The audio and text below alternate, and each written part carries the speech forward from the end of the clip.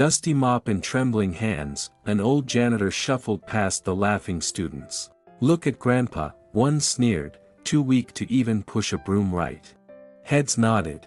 But then came a day. He wore a faded army uniform, hanging loose. Principal Thompson appeared with two young soldiers in crisp uniforms. Their gaze filled with emotion, acknowledging the quiet hero in their midst. The early morning light, still soft and diffused, painted long, stretching shadows from the ancient oak that stood sentinel in the corner of Northwood High's grounds. It was a space slightly removed from the main thoroughfare, a place where fallen leaves gathered and the echoes of youthful laughter were slightly muted.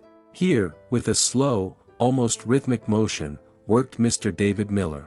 His presence was a study in contrasts against the vibrant backdrop of the school awakening. His silver-gray hair, thin at the temples, and his equally pale beard spoke of years lived and perhaps hardships endured. His frame was lean, his shoulders slightly stooped, giving the impression of a man carrying burdens unseen. Each step he took, each sweep of the worn bristles of his broom, seemed measured, economical. He wasn't idle, but his pace was a far cry from the hurried efficiency of the younger custodians. There was a quiet dignity in his labor, a silent acceptance of his task, as if he found a strange sort of peace in the solitude and the gentle rhythm of his work. The early birds chirping in the oak tree were often his only companions in those quiet moments before the school day truly began. The fluorescent lights of the break room hummed.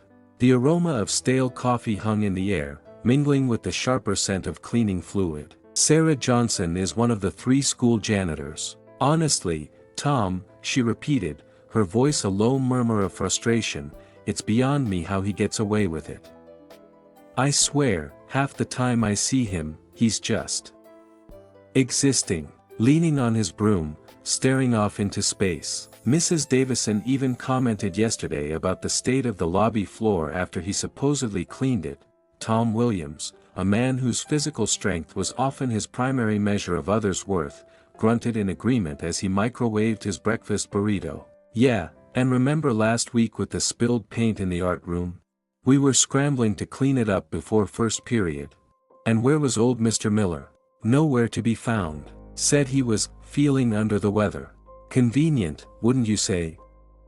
A shared look of exasperation passed between them. In their eyes, Mr. Miller wasn't just slow, he was actively avoiding work, creating more burdens for them.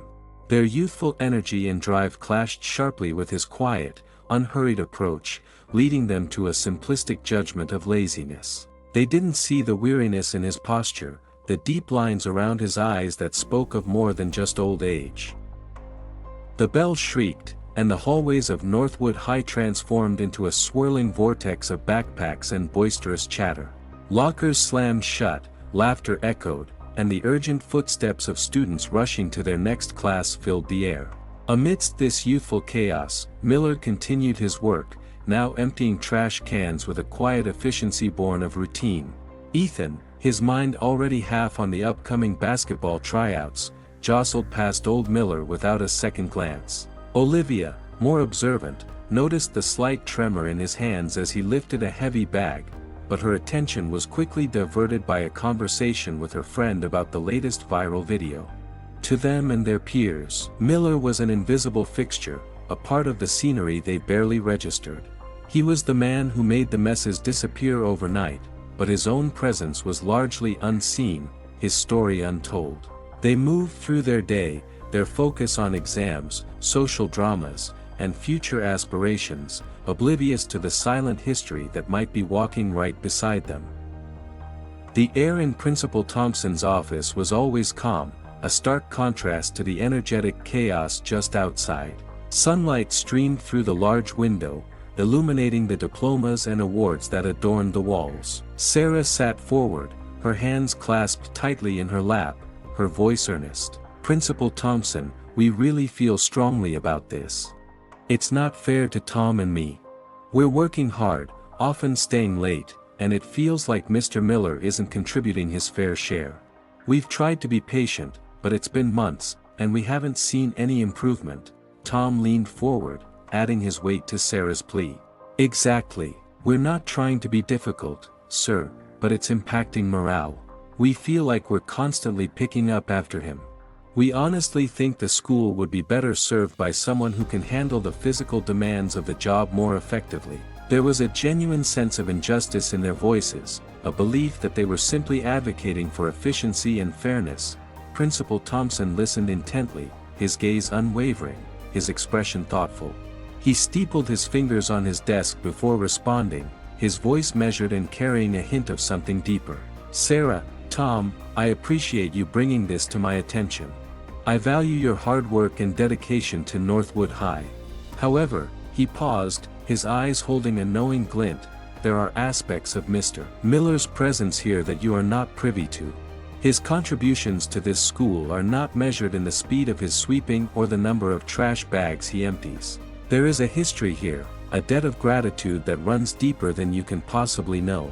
Trust me when I say that Mr. Miller's value to Northwood extends far beyond the visible tasks he performs." His words were a firm yet gentle dismissal of their request, leaving them with a sense of mystery and a lingering curiosity.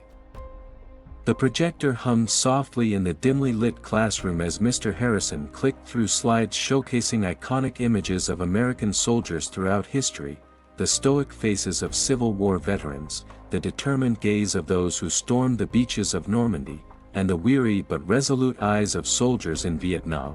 The narratives accompanying these images spoke of unwavering courage, selfless sacrifice, and the ultimate defense of freedom. Ethan, usually more interested in his phone, found himself surprisingly drawn into these stories of heroism. The concept of a veteran was inextricably linked in his mind with these powerful images: young, strong men and women in uniform, facing down danger with unwavering resolve. Olivia, ever the thoughtful one, pondered the weight of such experiences, the long-lasting impact of war on the individuals who served. Neither of them, nor any of their classmates, made any connection between these idealized figures and the quiet, aging man they occasionally saw pushing a mop in the hallway. The heroes were in the books, in the documentaries, larger than life, and seemingly a world away from the mundane reality of their high school. The idea that a hero might walk among them, unnoticed and unacknowledged, was a concept yet to dawn on their young minds. The chasm between the romanticized image of a warrior and the perceived insignificance of an elderly janitor was too vast to bridge. November 11th dawned crisp and clear, a day dedicated to honoring the nation's veterans. As the first rays of sunlight touched the quiet streets of Northwood, David Miller carefully took a garment bag from the back of his modest closet. Inside lay a uniform, folded with meticulous care. It was old, the fabric slightly faded, the color not as vibrant as it once was. The creases, despite his best efforts, hinted at years spent in storage. It was his army dress uniform, the one he had worn with pride decades ago. It no longer fit him perfectly, the shoulders were a touch too wide, the waist a little snug. Yet, he laid it out on his bed, his movements reverent as he smoothed out any wrinkles. Each button, though tarnished with time, held a memory. As he slowly and deliberately put on the uniform, a quiet transformation occurred. The stoop in his shoulders seemed to lessen, a flicker of the old resolve returning to his eyes. This wasn't just an old piece of clothing, it was a tangible link to a part of his life that the world around him had long forgotten. Later that morning, as Miller made his way through the bustling hallways of Northwood High, the reactions were varied, but mostly confused. Some students barely registered the change in his attire, their minds consumed by teenage concerns. But others stopped and stared, a ripple of whispers following him. Ethan, ever the outspoken one, nudged his friend, a smirk playing on his lips. "Hey, look at the janitor. Playing dress up, huh? Think he raided a costume shop?" A few snickers rippled through their small group. Olivia, however, watched with a more conflicted expression. There was something about the faded grandeur of the uniform that hinted at more than just a costume. But the prevailing attitude among the students was one of amusement and mild derision. They couldn't reconcile the image of the frail, elderly custodian with the powerful figures they associated with military service. To them, it seemed like a pathetic attempt at attention-seeking. Miller overheard some of the whispers and saw the dismissive glances. A shadow of sadness flickered across his face, but he carried on, his steps slow but steady. As he passed a group of students, Ethan, emboldened by his friend's laughter, called out, "Nice outfit, old-timer." Going to a Halloween party, Miller stopped, turning to face the group. His eyes, though tired, held a spark of something firm. "I wore this uniform a long time ago," he said, his voice a little raspy but clear. "I served." The students exchanged incredulous looks. Ethan scoffed. "Yeah, right. You probably stole it from a thrift store." The bell rang, cutting short any further exchange, and the students hurried off to their classes, leaving Miller standing alone in the crowded hallway, his quiet assertion lost in the youthful noise. No one believed him. The image of the war hero in their minds was so far removed from the reality standing before them. As Miller continued his rounds, a different kind of stir began to ripple through the school. Principal Thompson, looking particularly solemn, was seen walking down the main hallway, accompanied by two figures in crisp, modern military uniforms. One was a young man, Sergeant Michael, with a confident bearing and rows of ribbons on his chest. The other was a young woman, Corporal Emily, her posture sharp and respectful. Their presence was unusual, drawing curious glances from students and teachers alike. They moved with a purpose, their polished shoes clicking softly on the linoleum floor, their eyes scanning the faces they passed. There was an air of quiet authority about them, a stark contrast to the casual atmosphere of the school. Principal Thompson led Sergeant Michael and Corporal Emily towards the West Wing hallway, the same hallway where Mr. Miller was slowly cleaning near the trophy cases. As they approached, Sergeant Michael's eyes fell upon the elderly man in his faded uniform. His steps faltered for a moment, a look of recognition, and something akin to reverence, crossing his young face. He straightened his posture even further, and as they drew closer, both Sergeant Michael and Corporal Emily simultaneously stopped. With a crispness that echoed years of training, they raised their hands in a sharp, formal salute towards Mr. Miller. "Sir," Sergeant Michael said, his voice clear and respectful. "It's an honor to meet you." Corporal Emily echoed his sentiment with a firm, "Sir." The students who happened to be passing by stopped in their tracks, their earlier amusement replaced by utter bewilderment. Ethan and Olivia, who had witnessed Mr. Miller's quiet claim just moments before, stared with open mouths, a dawning sense of confusion, and perhaps a flicker of understanding, beginning to take root.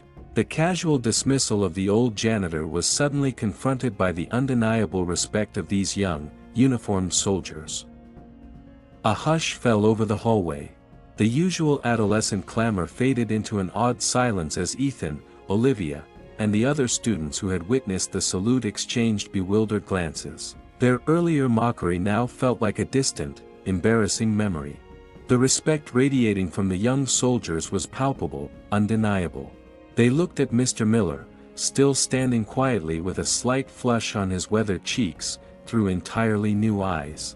Could this unassuming man, the one who quietly cleaned up their messes, truly be deserving of such honor? The contrast between their preconceived notions and the reality unfolding before them was stark and unsettling. Principal Thompson stepped forward, his gaze sweeping over the stunned faces of the students. He placed a hand gently on Mr. Miller's shoulder, a gesture of deep respect and affection. "Students," he began, his voice calm but carrying a weight of significance, "what you have just witnessed is a small measure of the profound respect that Sergeant Michael and Corporal Emily, and indeed our entire community, hold for Mr. Miller." He paused, allowing his words to sink in. "Mr. Miller is not just a custodian here at Northwood High. He is a veteran. He is a hero." Principal Thompson's voice grew more resonant as he began to recount a story that most of the students had never heard, a story woven into the very fabric of their town. "Many years ago," he said, his eyes holding a distant look, "before this school was even built, this town faced a crisis. A severe storm, far worse than any we've seen in recent memory, ravaged our community. The levees were breached, homes were destroyed, and many lives were in danger." He paused, allowing the gravity of his words to settle. Among those who stepped forward to defend our town, to put their own lives on the line for their neighbors, was a young man named David Miller. He was a member of the National Guard, and when disaster struck, he didn't hesitate. Principal Thompson described how young David, along with his unit, worked tirelessly, sandbagging, rescuing stranded families, and providing aid to those who had lost everything. Principal Thompson's voice softened as he turned his attention directly to Mr. Miller. For me personally, he continued, his voice thick with emotion, I was just a boy then, trapped with my family in our flooded home. It was David and his unit who reached us, battling against the raging waters to bring us to safety. He paused, his gaze unwavering as he looked at Mr. Miller. I owe him my life, and the fact that I stand here today as your principal is in no small part due to his bravery. Principal Thompson continued, expanding on Mr. Miller's contributions. But his service to our town didn't end with the storm. In the aftermath, as we began to rebuild, David was instrumental in the efforts to establish this very school. He volunteered countless hours, helping to clear debris, to build, to ensure that the children of our community would have a place to learn and grow. He believed in the future of Northwood, and he poured his heart and soul into making that future a reality. He gestured around the hallway. The very bricks and mortar of this building bear silent testament to his dedication. The students looked around with newfound awareness, seeing their familiar school in a completely different light. It wasn't just a place of classrooms and lockers, it was a symbol of resilience, built in part by the quiet man who now swept its floors. The image of the war hero in their minds began to shift, no longer confined to distant battlefields but now standing right before them, a hero in their own backyard. As Principal Thompson finished speaking, a profound silence filled the hallway. The students, their initial disbelief replaced by a burgeoning sense of awe and respect, looked at Mr. Miller with a newfound understanding. The faded uniform was no longer a costume, it was a symbol of a life lived in service, a testament to quiet courage and enduring dedication. The story of the hero was no longer confined to the pages of a history book. It was standing right there in their school hallway, in the unassuming figure of Mr. David Miller. The immediate aftermath of the devastating storm was a blur of recovery efforts. Among them was David Miller, the young National Guardsman who had played such a crucial role in the rescue efforts. But as the initial crisis subsided and the rebuilding began, David retreated from the spotlight. He wasn't one for accolades or grand pronouncements. He simply wanted to return to his quiet life, carrying the weight of his experiences with a quiet dignity. The scars of the storm weren't just visible in the damaged buildings, they were etched in the memories of those who had lived through it, and in the quiet demeanor of young David Miller. Years passed. Northwood healed, new buildings rose, and life found a new rhythm. Principal Thompson, then a young man starting his career in education, remembered a day when David Miller, now a man bearing the quiet marks of time, approached him. David wasn't seeking recognition for his past heroism. Instead, he had a simple, almost startling request. The town was building a new high school, a symbol of their renewed hope, and David asked if he could have a job there. As a janitor, he explained that he wanted to continue serving the community in his own way, to contribute to the well-being of the next generation. His request was devoid of any sense of entitlement, only a quiet desire to be useful. Principal Thompson, along with others who remembered David's bravery during the storm, were taken aback by his request. They felt it was beneath him, a man who had risked his life for the town. They offered him other, more prominent roles, suggesting he work in town administration or be recognized in a more public way. But David politely declined. He insisted that he found satisfaction in simple, honest work. He wasn't seeking praise or power, he simply wanted to contribute in a practical, tangible way. He gently persisted, explaining that the quiet routine of the school, the sense of purpose in maintaining a clean and safe environment for the students, appealed to him. He wasn't looking for glory, he was looking for a quiet sense of belonging. Eventually, moved by David's genuine humility and unwavering persistence, Principal Thompson and the others relented. They understood that David's desire wasn't about seeking a menial job, but about finding his own way to remain connected to the community he had helped save. They agreed to his request, but they also made a silent pact to ensure he was treated with the respect he deserved, even if the wider school community remained unaware of his past. They quietly instructed the other staff members to offer him assistance and treat him with kindness, knowing the depth of his character. As Principal Thompson spoke, his gaze drifted to Mr. Miller's left forearm, where a long, slightly raised scar was visible beneath the cuff of his faded uniform. "And there's something else I want you to see," Principal Thompson said, gently taking Mr. Miller's arm and rolling up his sleeve. He revealed the scar, a tangible reminder of the storm's fury. "This," Principal Thompson explained, his voice hushed with reverence, "is a mark he received while rescuing a family trapped in their home. A piece of debris, carried by the raging water, struck him. It was a deep wound, one that could have been much worse. But even as he bled, he continued his work, his focus solely on saving those in danger. This scar," Principal Thompson emphasized, "is not a mark of shame or injury. It is a mark of courage, a testament to his selflessness." The students leaned forward, their earlier indifference completely gone, their eyes now filled with a mixture of awe and understanding as they gazed upon this visible reminder of Mr. Miller's bravery. This wasn't a story from a book, it was etched onto the very skin of the quiet man standing before them. As the story unfolded, the hallway, once a place of hurried footsteps and teenage chatter, became a sanctuary of quiet contemplation. The students began to understand that heroism wasn't always loud and flamboyant. Sometimes, it was quiet, persistent, and deeply rooted in a love for one's community. The faded uniform, the unassuming demeanor, and now the visible scar, they all painted a picture of a man whose service extended far beyond the simple tasks he performed each day. The seeds of respect and gratitude were beginning to sprout in the hearts of the young listeners. Ethan and Olivia stood among their classmates, a profound sense of shame washing over them. The casual mockery, the dismissive glances, they replayed in their minds with a sharp sting of regret. They had judged a book by its cover, and in doing so, had completely missed the extraordinary story of the quiet man who walked their hallways. The image of the powerful heroes from their history books is now intertwined with the unassuming figure of Mr. Miller, forcing them to reconsider their definition of courage and service. The weight of their ignorance settled heavily upon them. Later that day, Ethan and Olivia, along with a few other students who had been quick to judge, approached Mr. Miller as he was tidying up the library.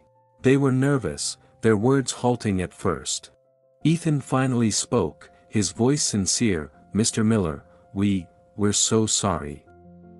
For what we said earlier, for not believing you. We didn't know." Olivia chimed in, her eyes filled with genuine remorse. "Principal Thompson told us everything. What you did for the town, for him. It's incredible. We had no idea." Their apology was heartfelt, a genuine acknowledgement of their mistake and a dawning respect for the man before them. Mr. Miller stopped his work and looked at the students, his kind eyes showing no trace of resentment. A gentle smile touched his lips. "It's all right, children," he said softly, his voice a little raspy but filled with understanding. "You didn't know. It was a long time ago.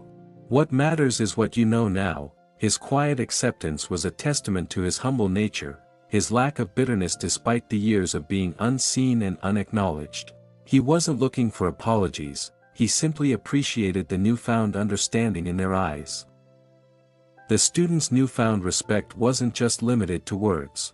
They began to see Mr. Miller not as the invisible janitor, but as a person, a hero in their midst. They started offering him help with his tasks, engaging him in conversation, and asking him about his experiences, though always with respect and sensitivity. Small gestures of kindness, a helping hand with a heavy box, a cheerful "good morning," a genuine inquiry about his day, replaced their earlier indifference. The atmosphere around Mr. Miller began to change, infused with a warmth and appreciation that had been absent before. Life at Northwood High settled into a new normal. Mr. Miller continued his work, his presence no longer a silent shadow but a quiet cornerstone of the school. The students, now aware of his history, treated him with the respect and admiration he deserved. They learned a valuable lesson that heroism often comes in unassuming packages and that true strength lies not always in grand displays but in quiet dedication and selfless service. The faded uniform, occasionally worn on Veterans Day, became a symbol not of a forgotten past but of an enduring legacy of courage within their own community. Mr. Miller, the quiet custodian, became a living reminder that heroes walk among us, often unseen, their stories waiting to be discovered, and so, the story of Mr. David Miller reminds us that the heroes we read about in books or see on screen often have their counterparts in our own communities, living quiet lives, their sacrifices and bravery often unseen. It's up to us to open our eyes, to look beyond the surface, and to recognize the quiet strength and enduring service of those who have given so much. If you found this story inspiring, please share it to help us remember and honor the quiet heroes among us. And be sure to subscribe for more stories that shine a light on the often untold experiences of our veterans.